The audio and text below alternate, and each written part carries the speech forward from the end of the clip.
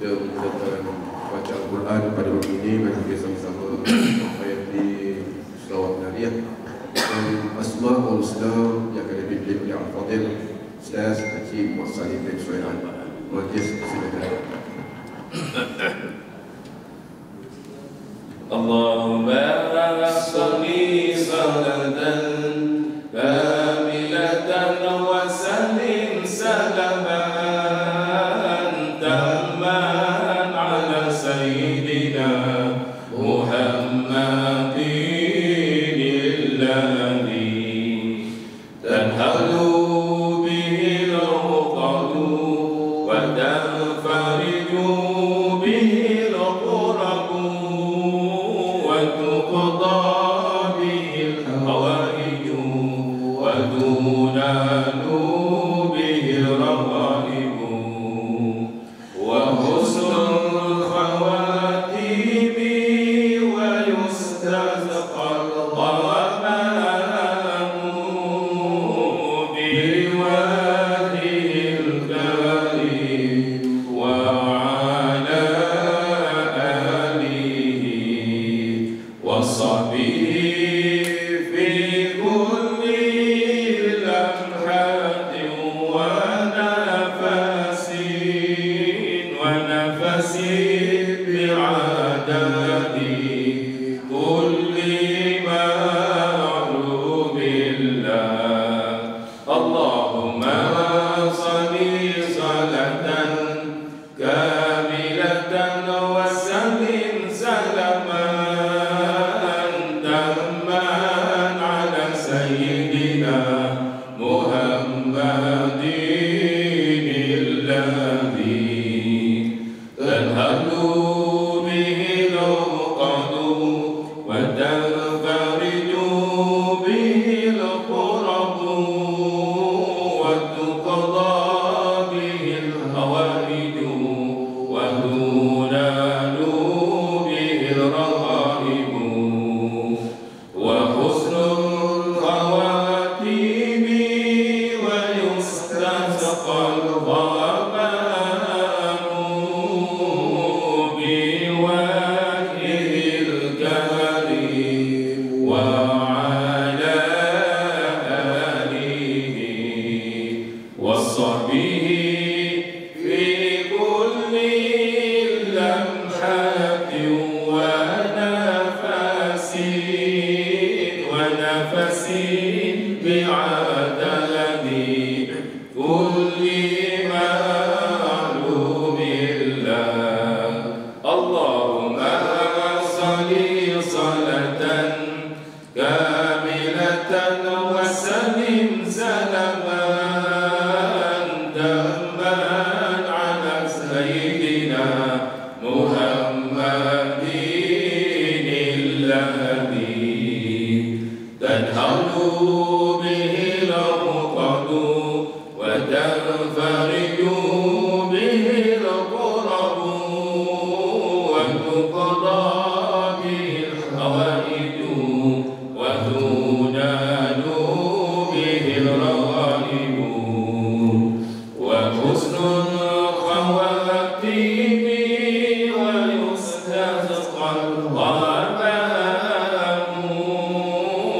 بوجهه الكريم وعلى آله وصحبه في كل لمحة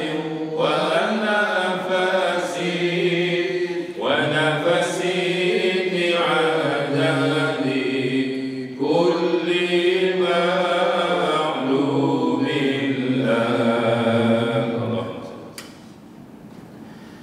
نسألك يا من هو الله الذي لا إله إلا هو الرحمن الرحيم الملك القدوس السلام المؤمن المهيمن العزيز الجبار المتكبر الخالق البارئ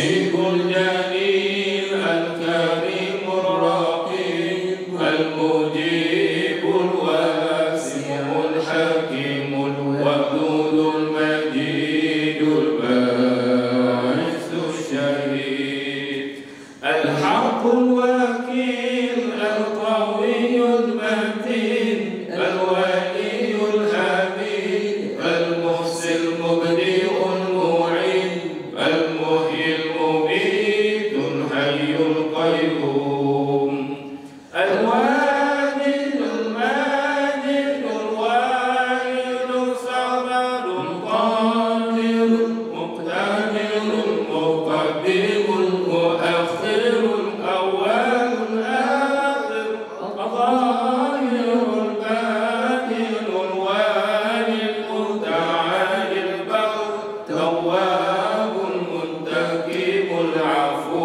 الرؤوف المالك الملك ذو الجلال والإكرام المقسط الجامع الغني المغني المانع الضار نافع النور الهادي البديع الباقي الوارث الرشيد الصبور الذي ليس كمثله شيء وهو السميع البصير اللهم صل أفضل الصلاة على أسعد المخلوقاتك سيدنا محمد وعلى آله وصحبه وسلم عدد معلوماتك ومداد كلماتك كلما ذكرك الذاكرون وغفل عن ذكره الغافلون.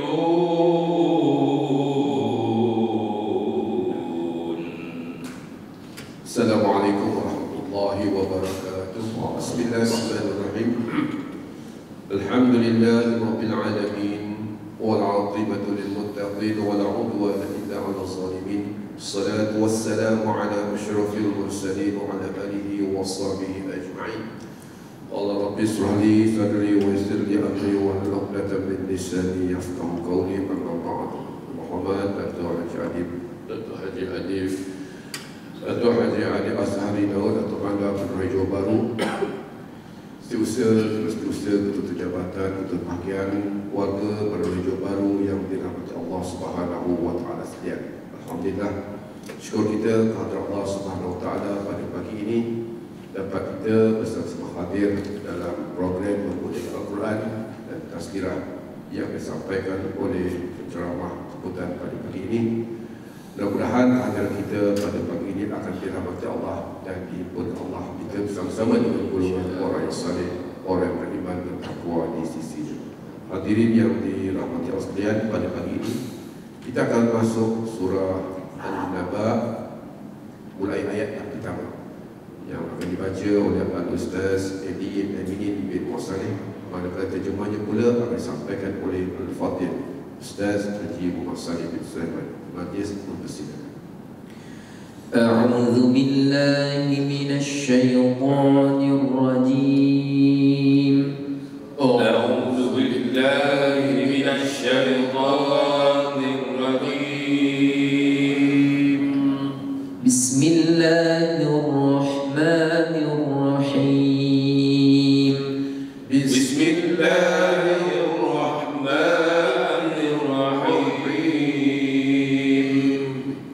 عما يتساءلون عما يتساءلون. Aku mohon perlindungan dengan Allah dari syaitan yang dirjam, dengan nama Allah yang Maha Pemurah lagi Maha Mengasihani. Tentang apakah mereka bertanya-tanya Mereka yang dimaksudkan dalam ayat ini ialah kaum musyrik Mekah yang selalu bertanya secara mengejek-ngejek tentang bilakah akan datangnya hari kiamat yang dijanjikan itu. Anin naba'il azim. Anin naba'il azim. Tentang berita yang besar, yaitu berita kebangkitan manusia hidup semula menerima balasannya. Alladzi hum fihi mukhtalifun. Alladzi hum fihi mukhtalifun. Yang mereka ragu-ragu dan berselisihan mengenai. Kalla saya'lamun. Kalla saya'lamun. Janganlah mereka bersikap demikian. Mereka akan mengetahui dengan yakin tentang kebenaran hari balasan itu. Thumma kalla saya'lamun. Thumma kalla saya'lamun. Sekali lagi janganlah mereka berselisihan. Mereka akan mengetahui kelak tentang apa yang akan menimpa mereka. Alam naj'alil arda mihada. Alam naj'alil arda mihada. Mengapa kamu ragu-ragukan kekuasaan kami untuk menghidupkan semula orang-orang yang telah mati? Bukankah kami telah menjanjikan bumi terbentang luas sebagai hamparan? Wal jibala awtada. Wal jibala awtada. Dan gunung ganang sebagai pancang pasaknya. Wa khalaqnakum azwaja. Wa khalaqnakum azwaja. Dan kami telah menciptakan kamu berpasang-pasangan. Wa ja'alna nawmakum subata. Wa ja'alna nawmakum subata. Dan kami telah menjadikan tidur kamu untuk berehat. Wa ja'alna al-laila libasa. Wa ja'alna al-laila libasa. Dan kami telah menjadikan malam dengan gelapnya sebagai pakaian yang melindungi. Wa ja'alna an-nahara ma'asha. Wa ja'alna an-nahara ma'asha. Dan kami telah menjadikan siang dengan cahaya terangnya, masa untuk mencari rezeki. Wa banayna fawqakum sab'an shidada. Wa banayna fawqakum sab'an shidada. Dan kami telah membina di atas kamu akan 7 petala langit yang kuat kukuh. Wa ja'alna sirajan wahhaja. Wa ja'alna sirajan wahhaja. Dan kami telah mengadakan matahari untuk menjadi lampu yang terang benderang cahayanya. Wa anzalna minal mu'sirati ma'an thajjaja. Wa anzalna minal mu'sirati ma'an thajjaja.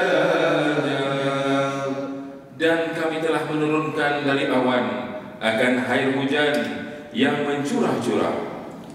لنخرج به حبا ونباتا لنخرج به حبا ونباتا, untuk kami mengeluarkan dengan air itu akan biji-bijian dan tumbuh-tumbuhan. وجنات ألفافا وجنات ألفافا, serta kebun-kebun yang subur bertaut-taut pokoknya. إن يوم الفصل كان ميقاتا يوم الفصل كان ميقاتا, sesungguhnya hari pemutusan hukum itu adalah satu masa yang ditentukan. يوم ينفخ في الصور فتأتون أفواجا يوم ينفخ في الصور فتأتون أفواجا, yaitu masa ditiup sangkakala, lalu kamu bangkit hidup serta datang berpuak-puak ke padang mahsyar. وفتحت السماء فكانت أبوابا وفتحت السماء فكانت أبوابا, dan pada masa itu langit dipecah belahkan sehingga tiap-tiap belahannya akan menjadi ibarat pintu yang terbuka luas. وسيرت الجبال فكانت سرابا وسيرت الجبال فكانت سرابا, dan gunung ganang setelah dihancurkan diterbangkan ke angkasa, lalu menjadilah ia bayangan semata-mata seperti riak sinaran panas di padang pasir. Inna jahannam kanat mirsada Inna jahannam kanat mirsada, sesungguhnya neraka jahanam itu adalah disediakan lil-taghina ma'aba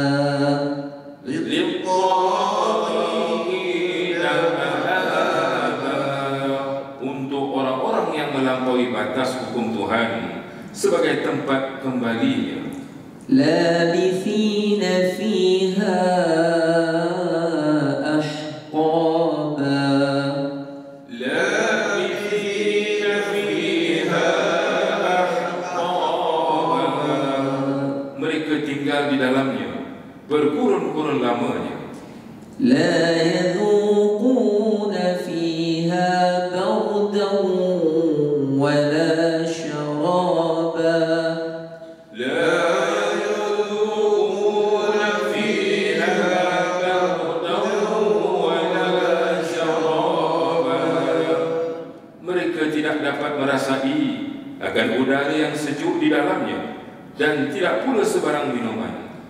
illa hamiman wa ghassaqa Illa hamiman wa ghassaqa, kecuali air panas yang menggelegak dan air danur yang mengalir. jazaa'an wifaqa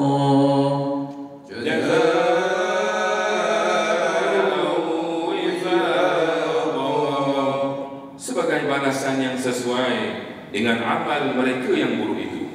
innahum kanu la yarjuna hisaba Innahum kanu la yarjuna hisaba, kerana sesungguhnya mereka dahulu tidak menaruh ingatan terhadap hari hitungan amal. وَكَذَّبُوا بِآيَاتِنَا كِذَّابًا وَكَذَّبُوا بِآيَاتِنَا كِذَّابًا, dan mereka telah mendustakan dengan sesungguh-sungguhnya akan ayat-ayat keterangan kami.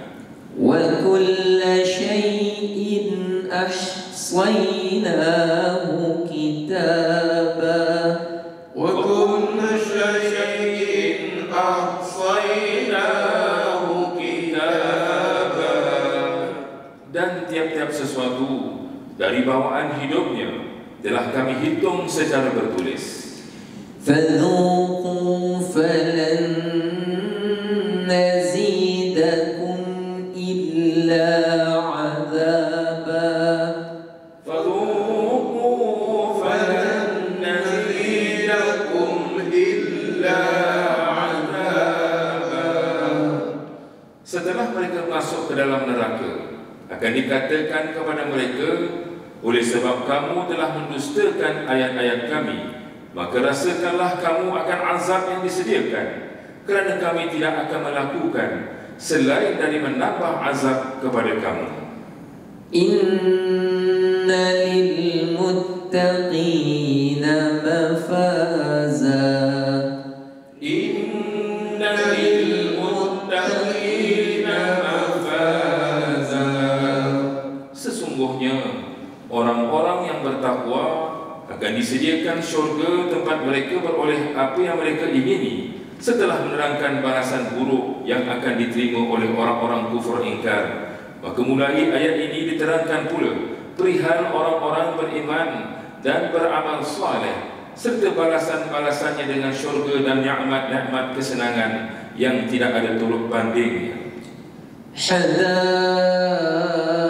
wa a'naba. Hadaiq wa a'naba. Mereka akan beroleh taman-taman bunga dan kebun-kebun buah-buahan, terutamanya anggur. Wa kawa'iba atraba. Wa kawa'iba atraba.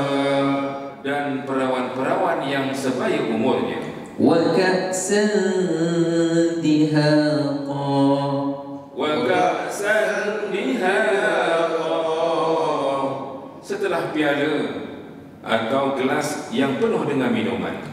La yasma'una fiha lagwan wala kidhaba. La yasma'una fiha lagwan wala kidhaba. Mereka tidak mendengar di dalam syurga itu akan perkataan yang sia-sia, dan tidak pula perkataan yang dusta. Jazaa'an min rabbika 'ata'an hisaba. Jazaa'an min rabbika 'ata'an hisaba.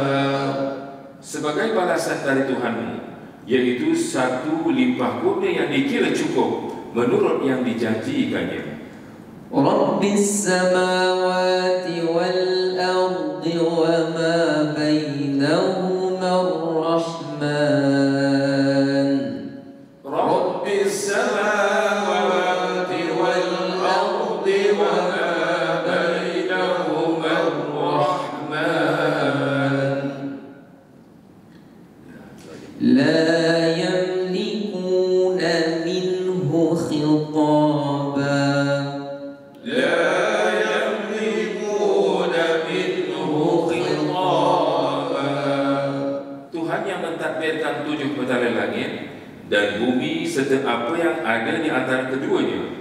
Tuhan yang Maha Pemurah, tidak ada sesiapa pun diberi kuasa untuk berkata-kata dengannya, untuk memohon pertimbangan tentang balasan atau pemurniaan itu. Yawma yaqumu ar-ruhu wal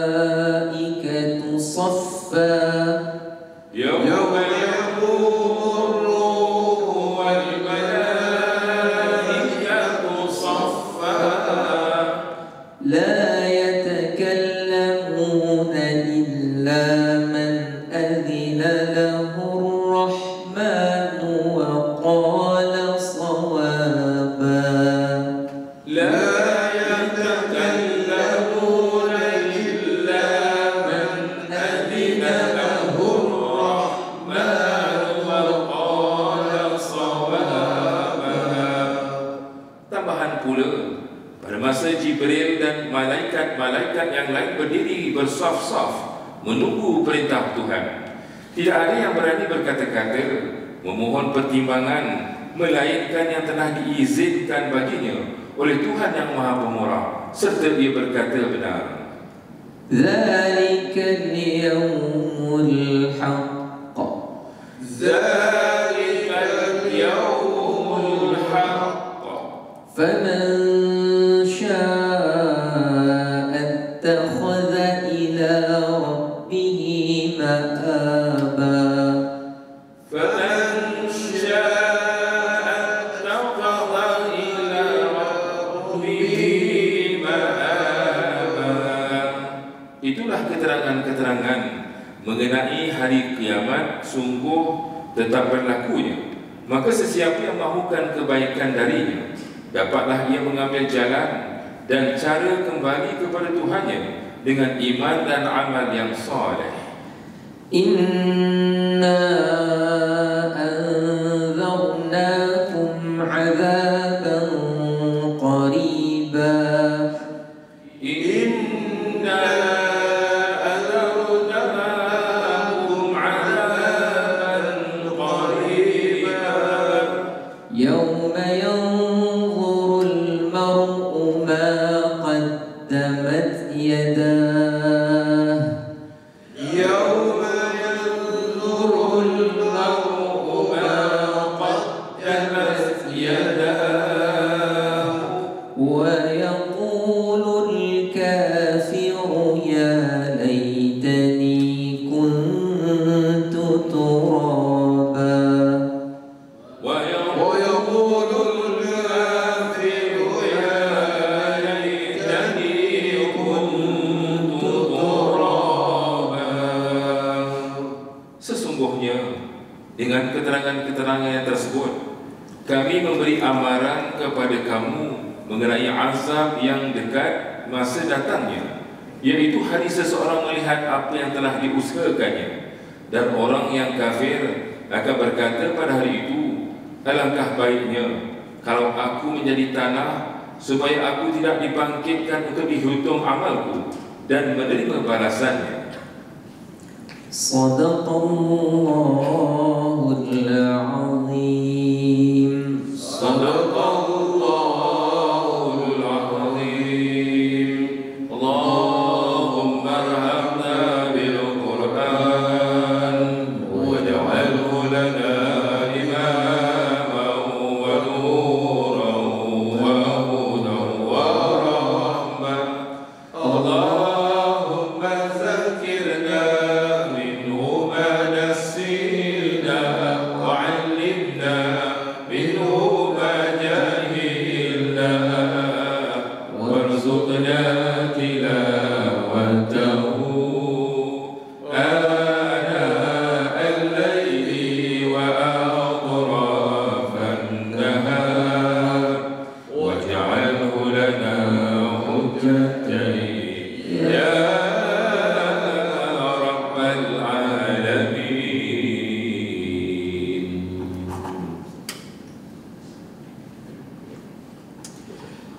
Assalamualaikum warahmatullahi wabarakatuh.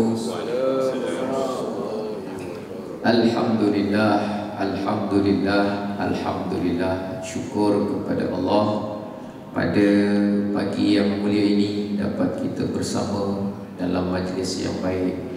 Mudah-mudahan tuan-tuan semua dalam keadaan sihat wal afiat. InsyaAllah. Apa khabar semua? Sihat? Nampak macam muka ketan. Dah sarapan belum? Ha? Belum? Belum? Kalau belum, wabillahi taufiq wal hidayah. Tuan-tuan yang dirahmati oleh Allah, pada pagi ini kita nak ambil satu tajuk yang simple, yang ringkas. Mudah-mudahan senang ingat.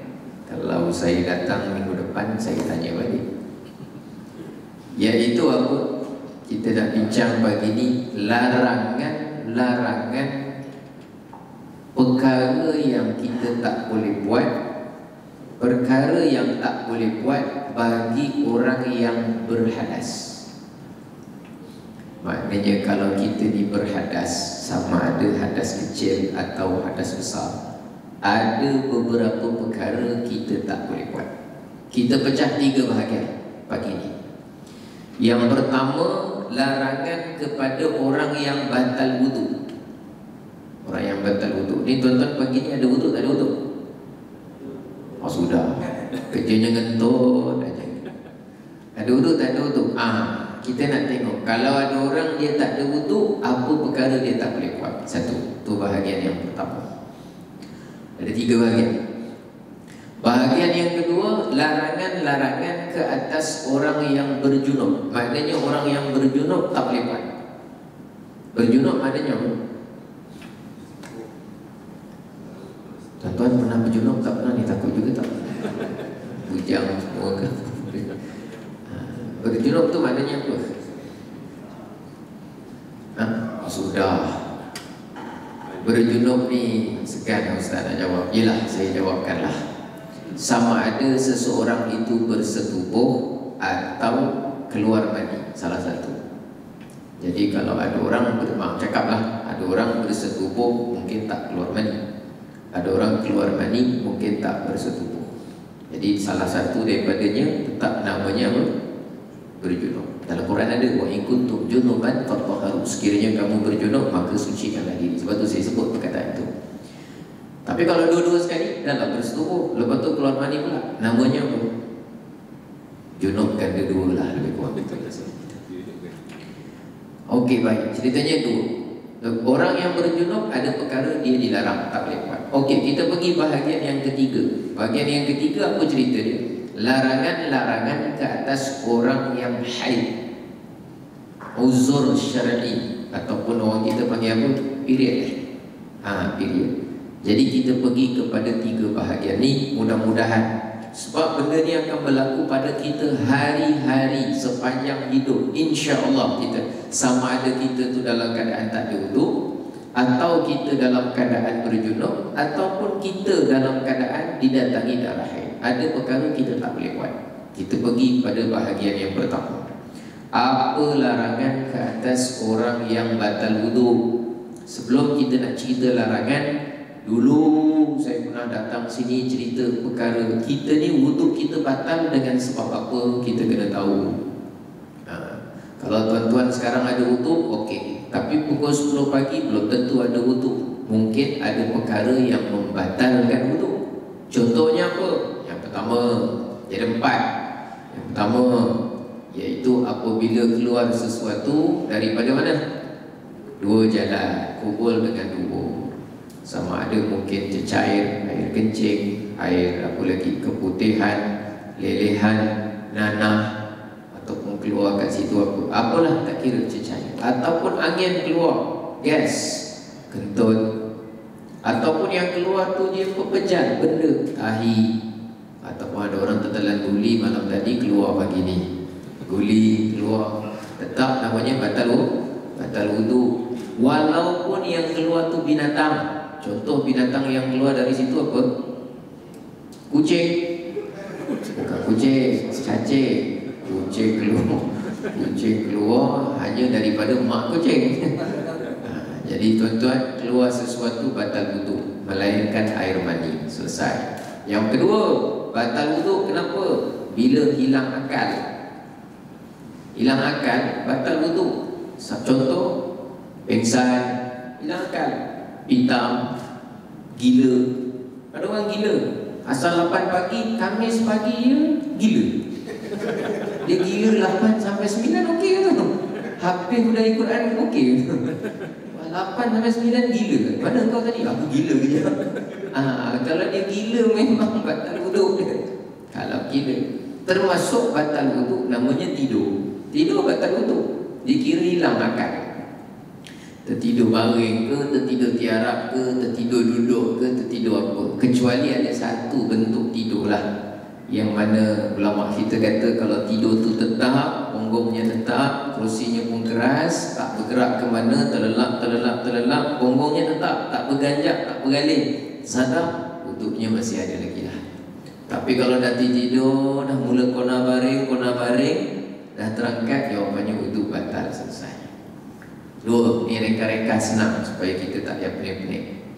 Yang ketiga, tuan-tuan punya wudu boleh batal kalau bersentuhan kulit antara siapa dengan siapa, lelaki dengan perempuan yang ajnabi.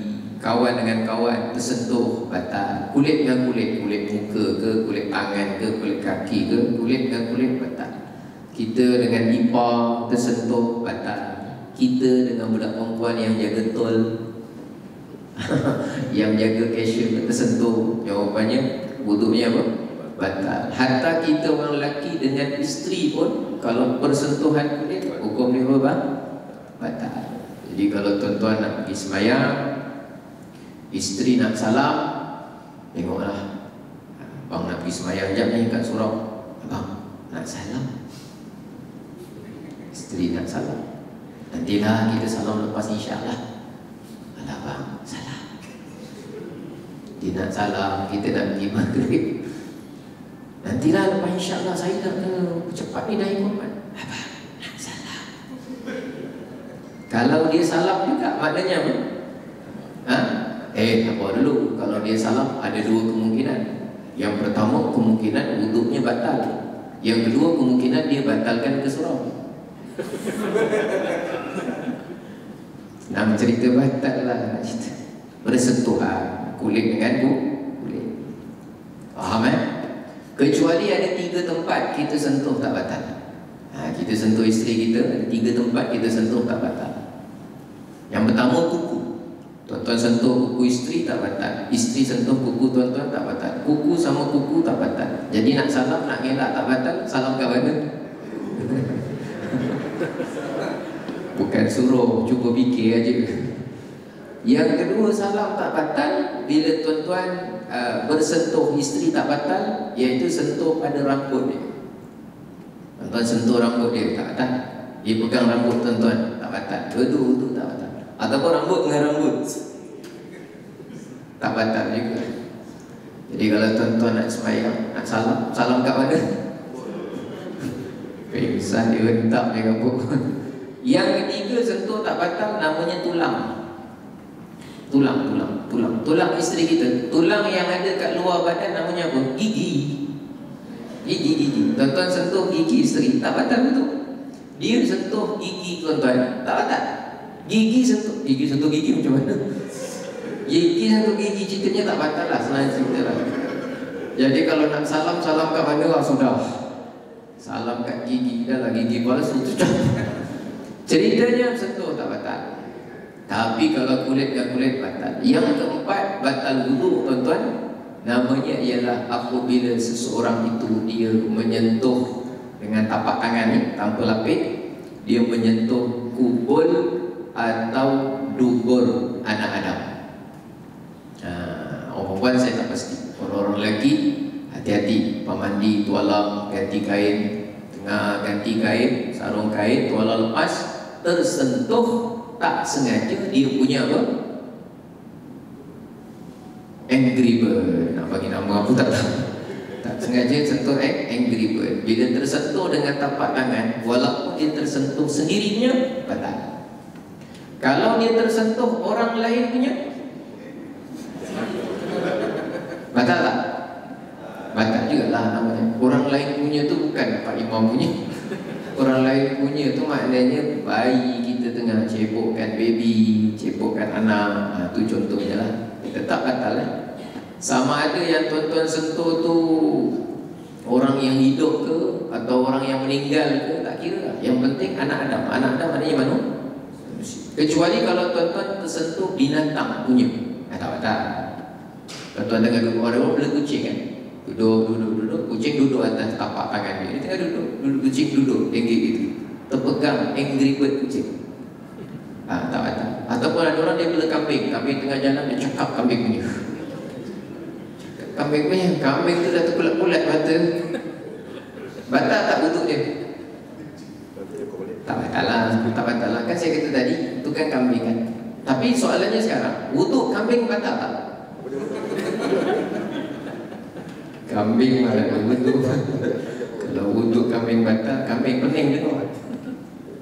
Jadi bila orang yang dah wuduk dia batal, 4 cerita ni tuan-tuan, maka dia ada larangan, ada benda dia tak boleh buat. Ada 4 benda tak boleh buat. Yang pertama pun tak boleh solat. Solat mesti ada apa? Wuduk. Termasuk solat jenazah. Dulu ada viral sekejap tau, orang cakap solat jenazah tak ada wuduk pun boleh. Jangan. Ada solat jenazah tak ada wuduk, pening. Tu kalau jenazah dengar terkejut dia. Jadi jangan buat benda pelik-pelik lah. Solat apa pun mesti ada apa? Mesti ada wuduk. Hatta kalau tuan-tuan tengah sembahyang, tiba-tiba terkentut terbatan, tuan-tuan kena keluar daripada jemaah tu. Keluar. Habis macam mana Ustaz? Jalanlah depan jemaah. Tak apa ke? Tak apa. Sebab masa tu tuan-tuan dah terbatan. Jalan keluar tu. Kalau boleh belakang, belakang. Sekarang jarak-jarak jadi senang sikit nak keluar. Dulu rapat-rapat, tuan-tuan kena lalu tepi keluar. Bila dah kentut dekat rakaat kedua, kena keluar. Tuan-tuan jangan mempertahankan ketentutan tu. Kekentutan tu jangan dipertahankan. Keluar. Ambil wuduk, lepas tu masuk balik semula.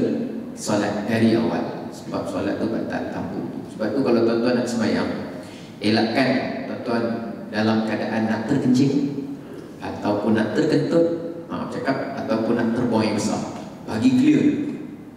Kalau tuan-tuan ada rasa nak terkencing tapi alah sayanglah wuduk saya, aku punya wuduk ni sayang, kita terus sembahyang, tak elok, hukum dia bangku.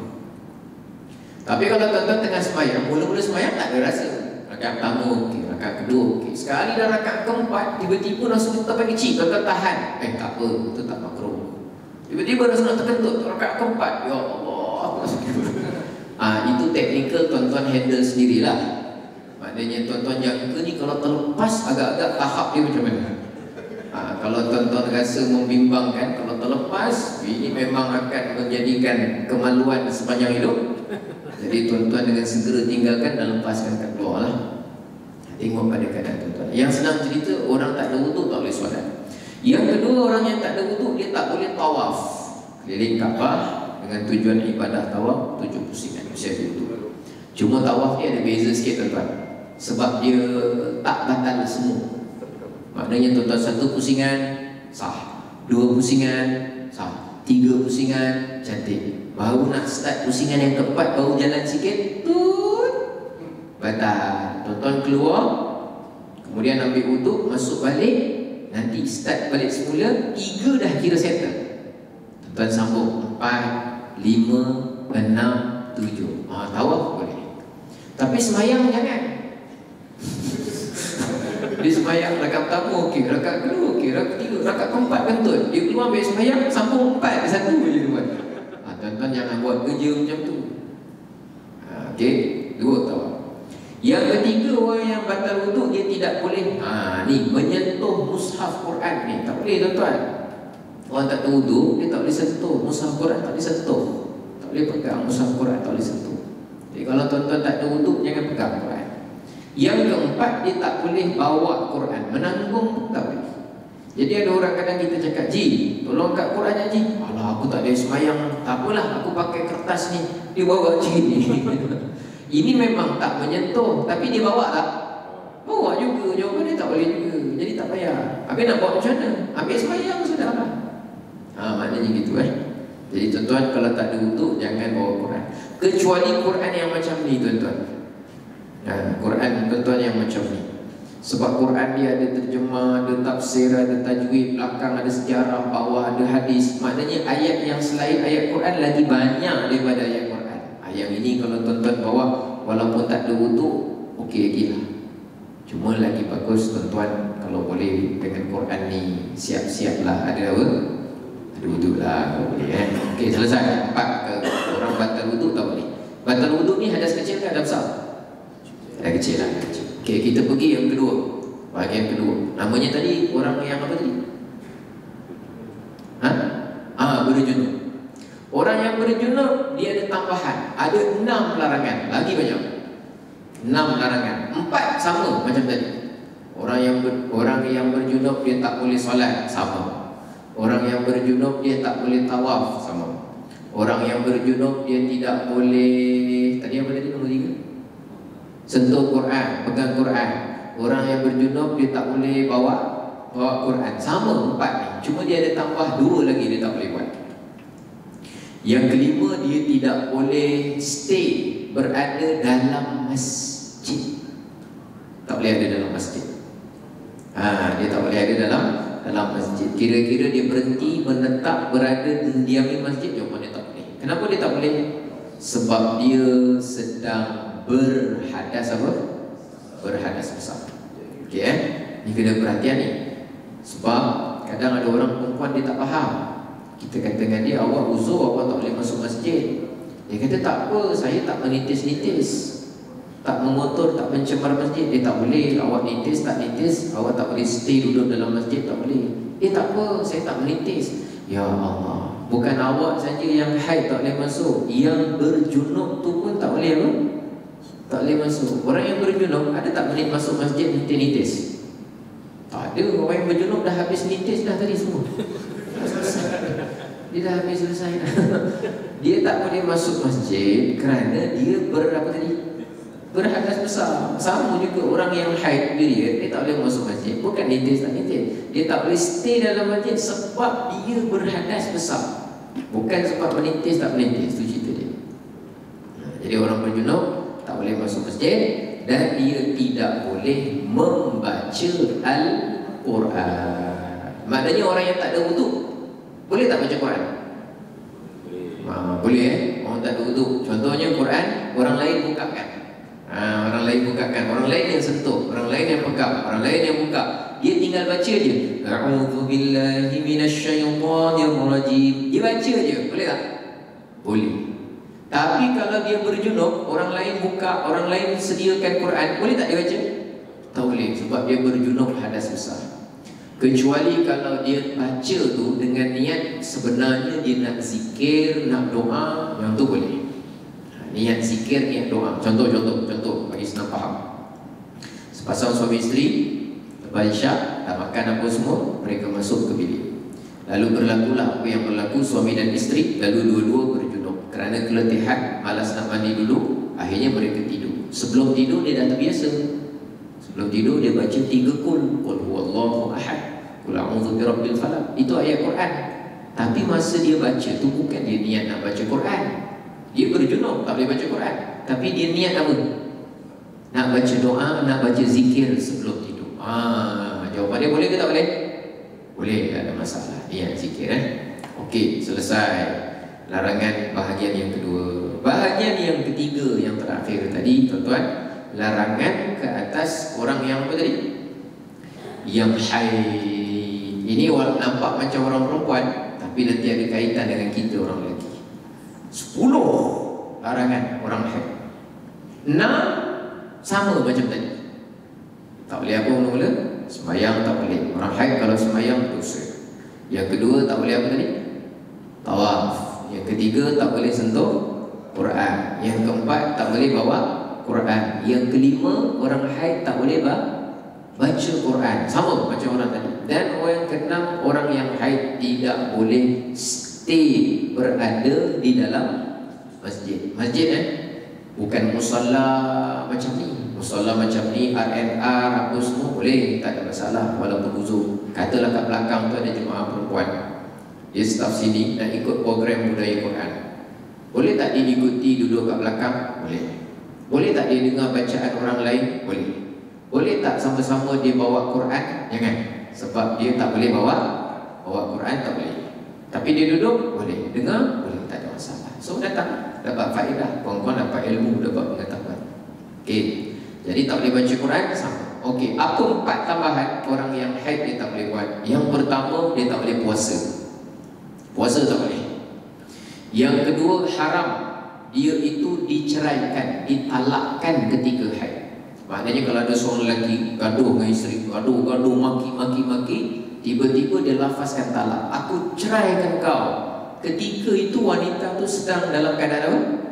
Haid, period. Maka jawapannya berdosa. Siapa dosa? Suami dia ke isteri dia? Suaminya. Tapi yang dia dah lafaz tu jatuh ke tak jatuh? Jatuh. Dah lah jatuh, lepas tu haram pula tu. Oi, kesian orang perempuan.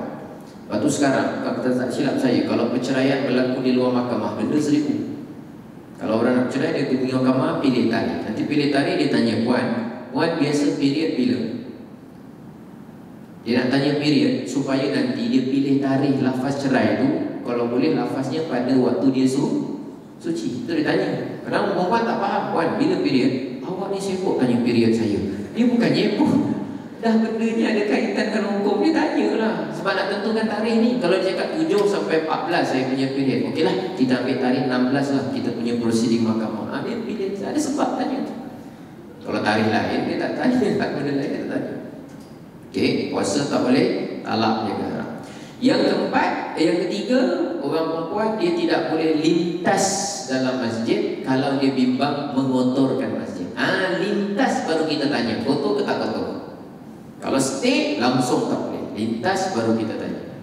Dan yang keempat, tuan-tuan, yang terakhir ialah kalau orang perempuan yang dalam keadaan uzur, period, dalam mazhab Imam Syafi'i, tidak boleh dia berseronok-seronok, bersenang-senang, berenjoy-enjoy dengan suaminya ketika haid pada kawasan antara pusat sampai lutut.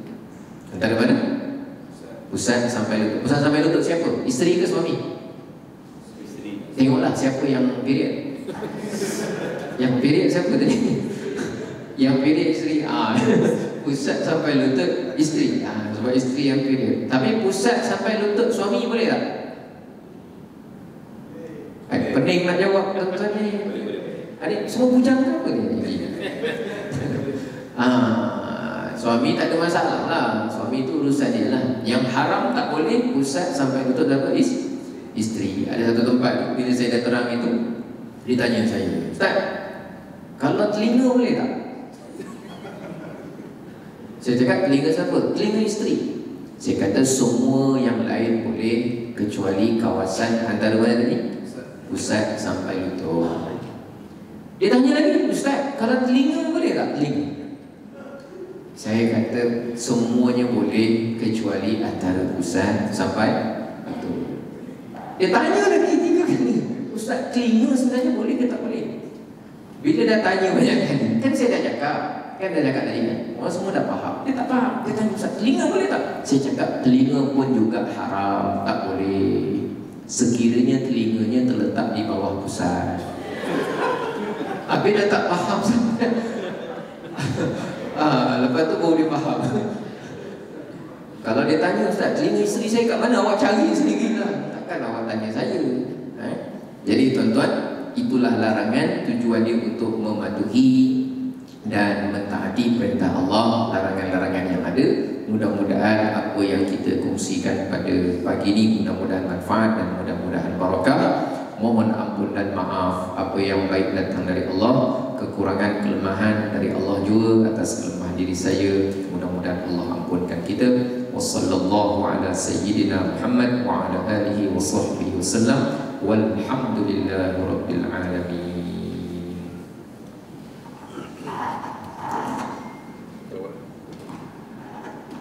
Sallallahu